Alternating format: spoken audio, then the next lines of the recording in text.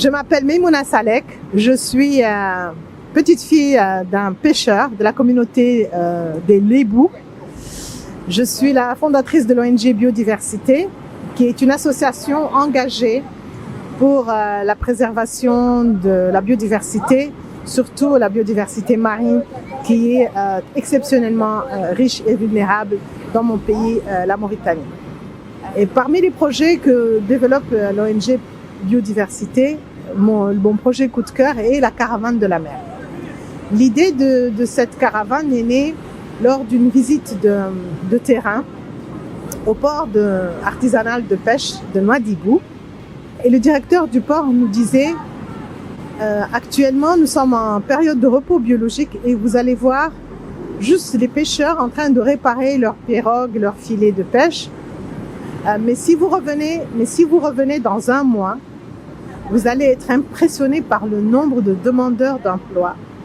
Nous recevons 4 à 5 000 jeunes qui viennent de partout de la Mauritanie et dont la plupart voient la mer pour la première fois. Et pour moi, c'était un choc.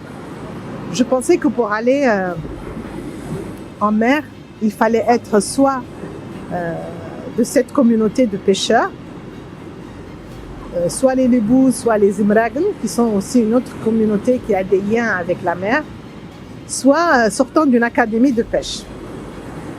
Et là, je voyais tous les dangers possibles, tous les risques et les défis pour des personnes qui pensent que la mer, c'est juste de l'eau.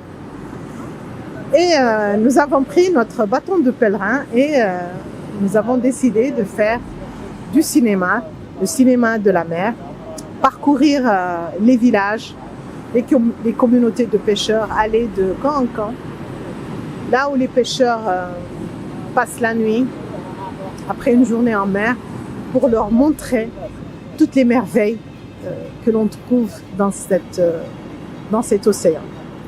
Comme moi, j'étais émerveillée par les films du commandant Cousteau. Le commandant Cousteau qui disait, et à juste titre, « On aime ce qui nous a émerveillés et on protège ce que nous avons aimé. » Alors, je vais continuer jusqu'au bout.